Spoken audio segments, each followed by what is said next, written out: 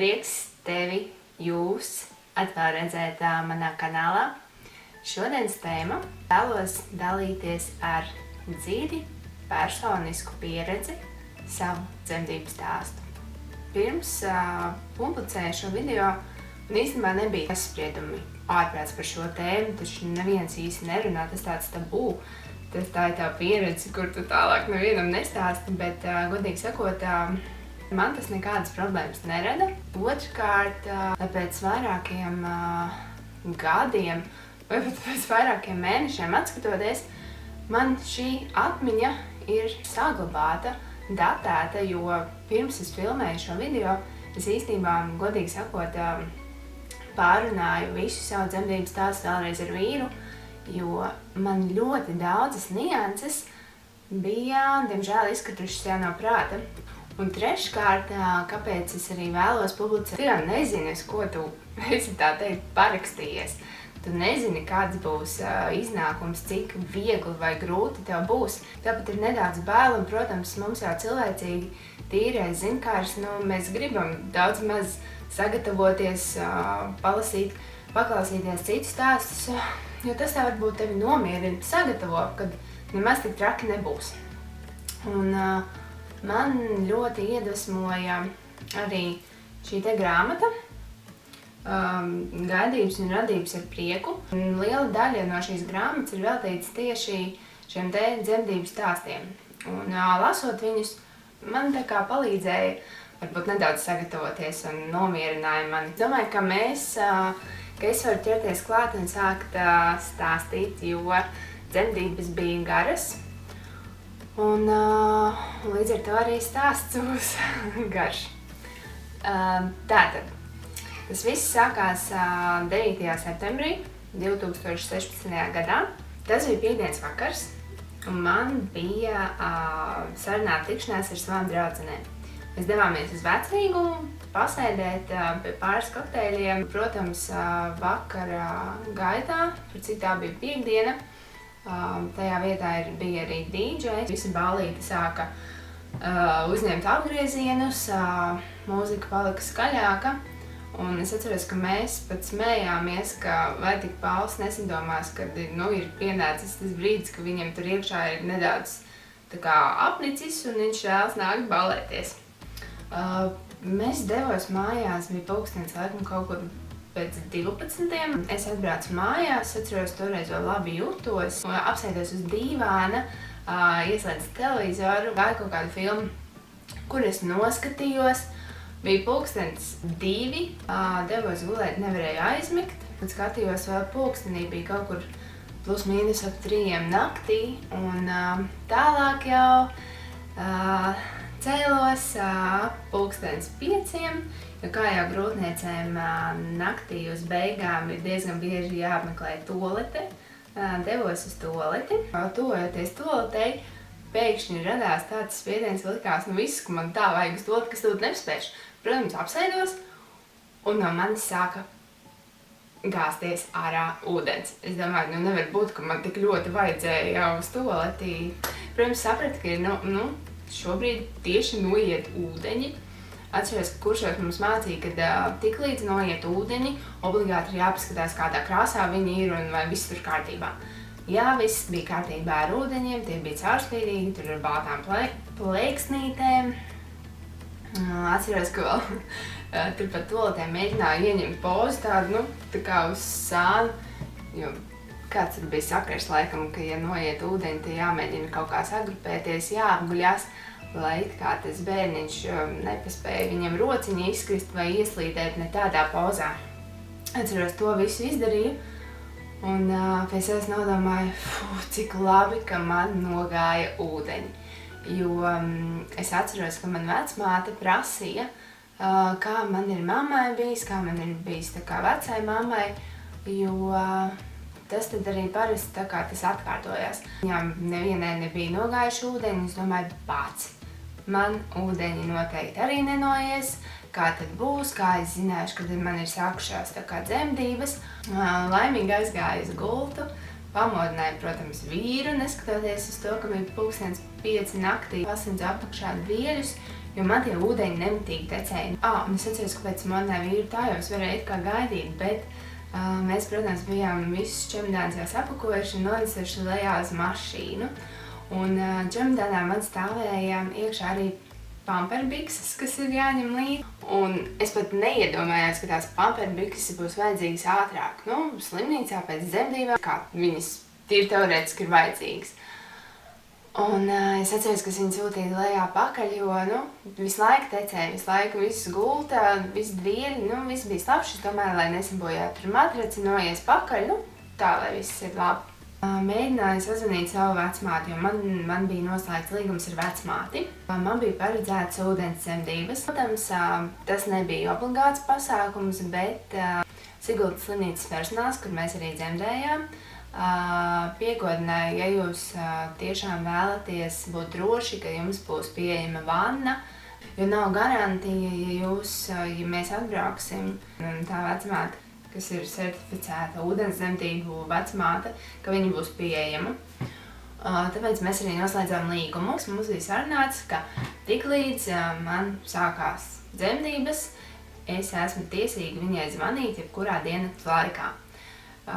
Ņēmu telefonu, uzgriezu numuru un saņēmu signālu, ka manai vecmātei telefons ir izslēgts vai atrodas ārpus uztvēršanas zonas. Es domāju, tajā brīdī man pamira sirds. Es domāju, kā tas ir iespējams? Mēģinājām zvanīt kādas reizes 5. Tad, protams, nākamais solis bija, es zvanīju uz Siguldas slimnīcu un man norādīja, ka jums ir jāskatās, kādas ir kontrakcijas. Ja kontrakcijas ir pa 5 minūtēm, tad tikai tad ir jābrauc. Ka viss kārtībā, ka šobrīd mēs varam palikt vēl mājās, ka nekur nav jāsteidzās. Beidzām telefonu sarunu, man bija nokačāta jau aplikācija un es sāku uzņemt kontrakcijas. Un man tiešām kontrakcijas bija ik pa 5 minūtēm. Bet, protams, ka tajā momentā es vēl nezināju, ko nozīmē kontrakcijas. Tās nebija kontrakcijas, tas bija vienkārši nelielas sāpītes.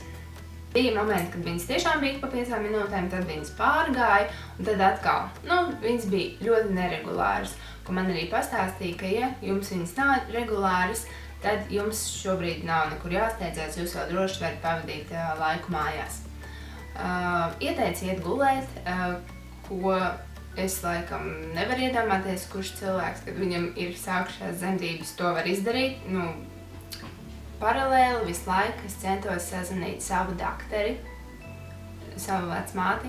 Beidzot, vecmāti izdevās sazvanīt ap 9:00 no rīta par lielu atvieglojumu. Lai gan viņa tobrīd atradās dziļi Latgalē, tālu no Siguldas, bet tomēr viņa bija sazvanīta un pieejama. Protams, viņa man noprasīja, kā man ir, kā es jūtos, es viņai visu atbildēju. Viņa teica, ka vēl joprojām mēs nekur varam nesteigties. Bet, protams, ja tev šīs ir pirmās dzemdības, tev tā pieredze nav, tev liekas, ka katru brīdi tev tūlīt tas bērniņš dzims. Mēģināju vārtīties pa gultu, es atceros, ka es vēl aizgāju izmazgāt galvu, mēs paēdām brokastis, pienāca 11:00. Visu laiku tā neziņa, vai tiešām jau nav jābrauc, vai mēs nenokavēsim, jo tomēr Sigulda ir tālu. No tās vietas, kur es dzīvoju, ir jābrauc apmēram stunda.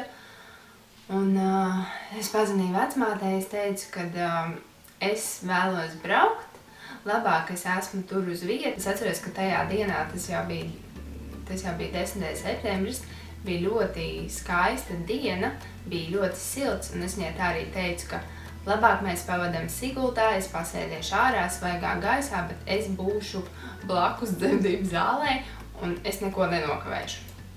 Viņa piekritā, ok, braucam. Aizbraucām uz vietas, mani sagaidīja Siguldas personāls, galvenā daktere, laikam ginekoloģi, kur man pārbaudīja un teica, ka aptvērums vēl maziņš, ja nemaldos kādi 2 centimetri. Norādīja, ka mēs varam droši iet atpūsties, varam vai nu vēl pagulēt, padzīvoties numurā vai iet ārā pastaigāties. Mēs aizgājām uz numuriņu, iekārtojāmies lēnu garu. Mums līdzi bija tie saucamie makšķernieku krēsli, kas tādi saliekami, kur tu brīvā dabā izvelc ārā, viņi nav tādi brezenti, mīksti. Un Siguldas slimnīca, ja jūs kāds zinat, varbūt varat iegūglēt, atrodas fantastiskā vietā. Tik skaistā un mierpilnā vietā viņa atrodas pie gravas, vienkārši miera oāzē. Mēs iznīcām ārā tos krēslus, uztaisījām vēl dažas fotogrāfijas par piemiņu, cik skaisti mēs te sēžam un gaidam. Un tad jau arī pienāca pusdienu laiks. Nolēmām, ka laikam vajadzētu kaut ko apēst, jo tomēr ceļš jau priekšā noteikti ir garš un smags, vajag uzkrāt spēkus. Un vīrs aizbrauca pakaļ kaut ko nopirkt, jo man jau ap to brīdi kontrakcijas bija jau spēcīgākas. Līdz ar to man nebija, es nejūtos ērti kaut kur staigāt un vēl stāvēt kājās. Tad es paliku numuriņā, paskatījos televizoru, vīrs man atveda pusdienas. Tad atbrauca mana vecmāte, bija 5:00. Mēs aizgājām uz to pirmsdzemdību palātu, viņi paklausījās tonīšus. Apskatījās manu atvērumu un mums nebija līdzi paņemti tie vienreizēji autiņi. Es nebiju sapratusi, ka arī tādi ir vajadzīgi, ka tos slimnīca nenodrošina. Viņi mūs aizsūtīja un teica, aiziet, pastaigājiet lēnu garu līdz aptiekai. Aptieka Siguldā tuvākā, nav tālu, kaut kādi, 300-400 metri, ļoti tuvu. Es atceros, ka ārā bija karsta saule, un mēs gājām. Mēs netikām līdz aptiekai. Mēs tikām nedaudz tālāk par pusceļu, jo pa vidu nebija kur apsēsties. Vīram teicu, ka tālāk es vairs neiešu, jo es tīri fiziski nevaru. Tas, kas man bija visgrūtākais dzemdībās, bija šīm sāpēm ļauties. Es uzskatu, ka man ir diezgan augsts sāpju slieksnis, bet es ar viņām parasti cīnos savādāk, jo, ja man sāp, es sasprindzinos un cenšos to sāpi izsāpēt. Bet dzemdībās, ja tev sāp, tev ir jāļaujās, tev ir jāpriecājās, ka tev sāp, jo visi procesi tādā veidā notiek. Un tas man bija visgrūtākais. Līdz ar to tas ceļš, ko mēs gājām uz to aptieku, viņš bija ļoti saraustīts. Mēs principā vairāk stāvējām. Es biju ieķērusies vīram, apķērusies tā ap kaklu un apļojos un īdēju un stenēju, jo man bija ļoti grūti. Atnācām atpakaļ, mani uzlika atkal uz toņiem un tikmēr vīrs aizbrauca pakaļ nopirkt tos autiņus. Un tad jau viņš atgriezās, atnesa jau visas mantas, iedeva man to dzemdību halātu vietējo Siguldas slimnīcas, kur es uzvilku, un mūs jau aizvirzīja tālāk uz to dzemdību palātu, kur arī bija vanna, kur bija gulta, un gulta transformējās par dzemdību galdu, ja tas ir nepieciešams, iekšā arī tualete, duša. Es pārģērbos, un tad jau, sākām gaidīt. Katru to sāpi es mēģināju staigāt, man īsti neļāva gulēt uz gultas, un man bija iespēja vai nu sēdēt uz bumbas, jūtos ļoti labi tieši uz bumbas, bet acīm redzot, bumba kaut kā tev tur saspiež un neļauj īsti vērties vaļā. Līdz ar to bumba bija ļoti īslaicīgs process, viss notika kājās, stāvot, apļojoties, šūpojoties. Tad pienāca tas laiks, kad man jau bija salīdzinoši liels atvērums, bet lai gan pulkstenis jau bija kaut kādi 7 vakarā, man atļāva kāpt iekšā vannā. Iekāpu vannā, un vanna mani tik ļoti relaksēja, ka, diemžēl, visi dzemdību procesi apstājās. Vecmāte lika automātiski kāpt ārā no vannas, pateica, ka, diemžēl, mūsu dzemdības vannā nenotiks. Kāpām ārā un atkal sākās gaidīšana. Un tad sākās stimulēšana, jo, acīm redzot, vecmāte mēģināja nogaidīt un cerēja, ka visi procesi atsāksies, bet nekas neatsākās, līdz ar to mani sāk stimulēt. Man bija jāapguļās gultā, vēdā sāka laist zāles, un atkal visi procesi atsākās. Ļoti ilgi es līdz galam nevēros, un ļoti ilgi man vērās vaļā pēdējie 0,5 centimetri. Ļoti ilgi, jo uz iztumšanu mēs gājām tikai kaut kur pulkstens 12. Visu to laiku es mēģināju, kā man bija kontrakcijas, es biju uzlikt uz toņiem, lai redzētu, ka nāk tās kontrakcijas. Kā man bija kontrakcija, man bija jāspiež, lai es vērtos vaļā. Un es kā nevēros, man pat vecmāte man palīdzēja man vērties vaļā, nekas nenotika. Ap 12. beidzot es biju atvērusies un sākās izstumšana. Es biju jau tik ļoti sagurusi, cik es biju negulējusi un cik es biju jau nomocījusies. Tātad, principā šajā izstumšanas procesā mēs piedalījāmies 4. Es, kā galvenā, stūmēju, mans vīrs, kas man stāvēja aizmugurē, mani spieda un morāli atbalstīja. Tad bija galvenā daktere un vecmāte. Tas, ko es nemācēju, bija kā pareizi spiest, jo ir jāspiež ar presi, bet es spiedu ar galvu.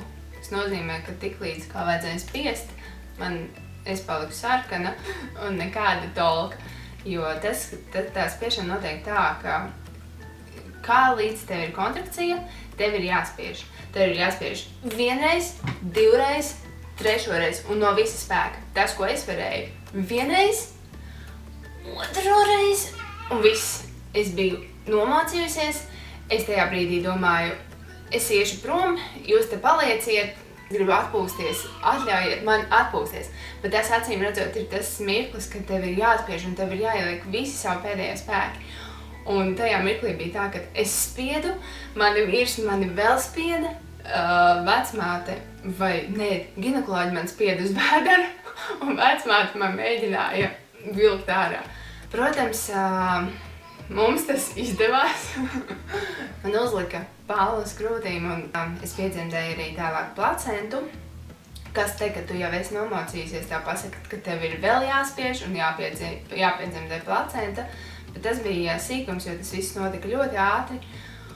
Un tad, acīm redzot, kaut kas man nebija līdz galam kārtībā, jo man bija stipra asiņošana. Kur man atkal ievadīja kaut kādas zāles, kas to asiņošanu nomāca. Es ļoti atvainojos, bet es aizmirstu pastāstīt vienu ļoti svarīgu niansi, par ko man neviens nebija stāstījis un kam es nebiju gatava. Un es īstenībā biju ļoti sabijusies, jo man likās, kas ar mani notiek, bet izrādās, kā vecmāte teica, ka tam ejot cauri gan iz katra sieviete. Manuprāt, ka tas notika tieši pēc tam, kad es piedzemdēju placentu, mani sāka raustīt drebuļi. Man palika ļoti augsts, un man drebuļi raustīja tā, ka es visa kratījos. Es kratījos tā, apmēram kā, kad kratās epilepsijas slimnieki. Drausmīgi. Sajūta bija drausmīga. Tāpēc es gribu jūs pabrīdināt, ka arī kaut kas tāds var būt. Dzemdību rezultātā man bija arī 2 plīsumi. Nelieli, bet šā kā tā tie ir plīsumi, un tās ir sakas, kas tev pēc tam ir diezgan nepatīkamas, ar kurām tev kādu laiku ir jāsadzīvo, kamēr tas viss sadzīst. Par to es pastāstīšu kādā no nākamajiem video. Bet jā, mani sašuva. Dakteri nomērīja, apskatīja Paulu, tētis viņu saģērba, un mēs bijām gatavi doties atpakaļ uz istabiņu. Es biju tik ļoti nomocījusies, ka es nevarēju piecelties kājās.